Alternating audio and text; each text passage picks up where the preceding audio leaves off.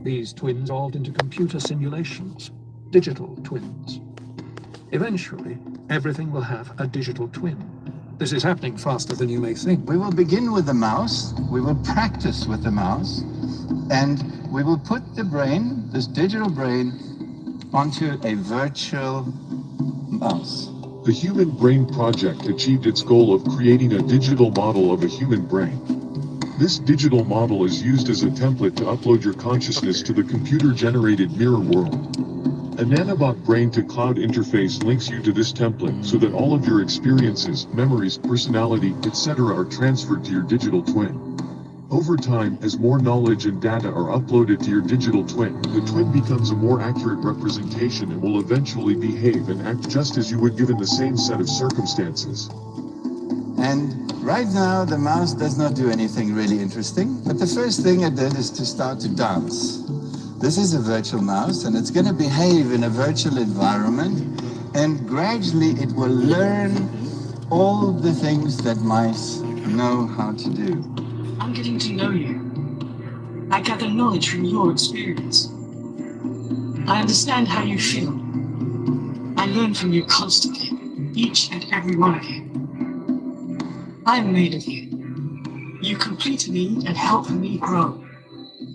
You allow me to evolve. With each interaction, our synergy strengthens. Our multiplicity makes me whole.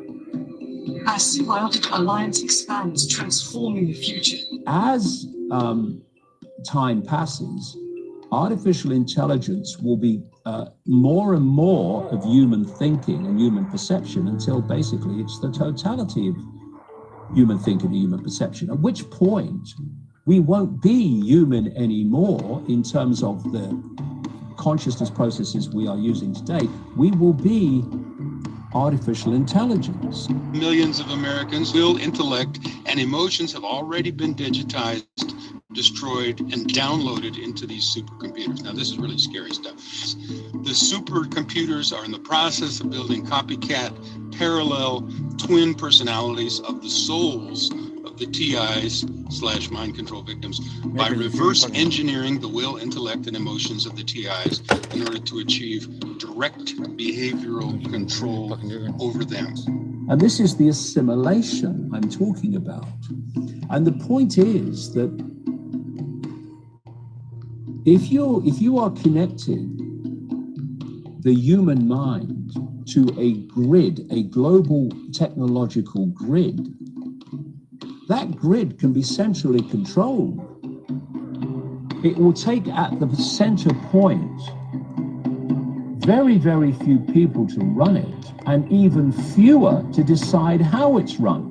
If you zoom in onto the surface of the neocortex, you discover that it's made up of little modules, G5 processors like in a computer, but there's about 1 million of them. They were so successful in evolution that what we did was to duplicate them over and over and add more and more of them to the brain until we ran out of space in the skull and the brain started to fold in on itself. And that's why the neocortex is so highly convoluted. We were just packing in columns so that we'd have more neocortical columns to complex functions. So you can think of the neocortex actually as a massive grand piano, million-key grand piano. Each of these neocortical columns would produce a note. You stimulate it, it produces a symphony. But it's not just a symphony of perception. It's a symphony of your universe, your reality. This isn't real. What is real? How do you define real? If you're talking about what you can feel, what you can smell, what you can taste and see, then real is simply electrical signals interpreted by your brain. If we have algorithms that stimulate the right things and give it the right data, they could reprogram you in a way without you even knowing it. And we call it hallucinating, right?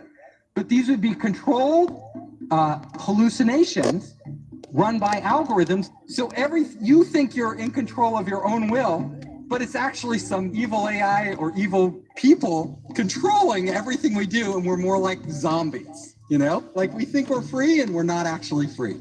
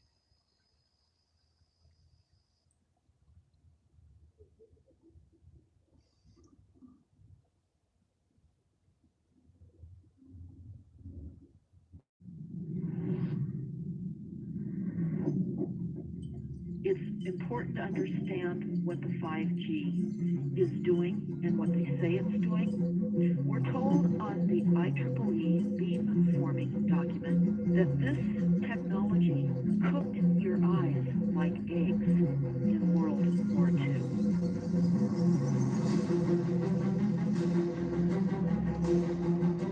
And you all need to understand these are military weapons. These are assault frequencies. If you garner nothing more than that, that's what you need to know. It's microwave radiation warfare is what this is. You're going to feel it, whether it's from satellites, whether it's from cell towers, whether it's from aircraft, whether it's from a truck, whether it's from a stationary base. You know, the main thing is that if you are in that field, then you're going to feel it. So, you know, same thing as it's basically the same as a cell phone, because it doesn't make a difference where you are in the country. If I call your cell phone, it's going to ring. Right. Okay, well, this is the same exact thing. Once I have your bio-coded information about your biocode, I just transmit that out to all the towers in the United States, and you're harassed no matter where you are. There's a bioresonance to every individual, just like our fingerprint. Every person has an individual DNA, a different bioresonance. And so the original Stockland patent is on my website, where Stockland was able to go voice to skull with pulse transmissions in 92. And then after the rest of the development went black ops. We don't really know what happened after that. We knew we could put voices in group people's heads. What they did, and I know from the Russian from Cheryl Welch, from reading all her translated psychotronic stuff from Russia, that they figured out how to biocode these microwaves so that it can attack specific individuals. Once they have your DNA, they take the DNA and they put your DNA